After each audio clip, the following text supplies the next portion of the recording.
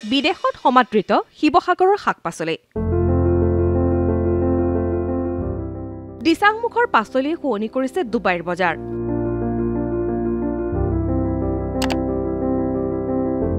দিচাংমুখৰ কৃষক পোহাৰাম পাংগিং 200 বিঘা মাটিত কৃষকজনে উৎপাদন কৰিছে বিবিধ শাক-পাচলি উৎপাদন কৰিছে ৰঙালাও আৰু কাজিনেমু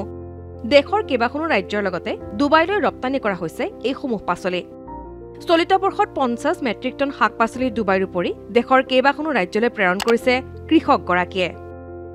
বিগত বৰ্ষৰ ডিসেম্বৰ মাহতো তেওঁ ডুবাইলৈ প্ৰেৰণ কৰিছিল 25 মেট্ৰিক টন শাক-পাচলি খেতি কৰা প্ৰায় 12 বছৰ হ'ল ইয়াত আমি খেতি কৰি আছো ইয়াৰ পৰা আমি স্বাৱলম্বী হৈছো ইয়াৰ পৰা আমি ট্ৰেক্টৰ লৈছো আৰু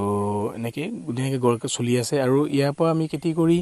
অসমতে নহয় অসমৰ বাহিৰলৈকে আমি ইয়াৰ পৰা শাক-পাচলি পঠিয়াবলৈ সক্ষম হৈছো আৰু এই বছৰ অসম চৰকাৰৰ থ্ৰুৱেদি আমি বিদেশলৈ ডুবাইলৈকে আমি পঠাবলৈ সক্ষম হৈছো কেৱল এইগৰাকী কৃষকেই নহয় বিগত কেইবা দশক জুৰি দিখৌ ব্ৰহ্মপুত্ৰ আৰু দৰিকাৰ চৰচাপৰিসমূহত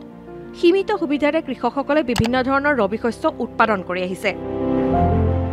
চাপৰিৰ হাজাৰ হাজাৰ বিঘা মাটিত কৃষকসকলৰ ৰবি শস্যই দেশৰ অন্যান্য ৰাজ্যৰ উপৰি ডুবাইৰ বজাৰ দখল কৰাত উৎসাহিত হৈ পৰিছে কৃষকসকল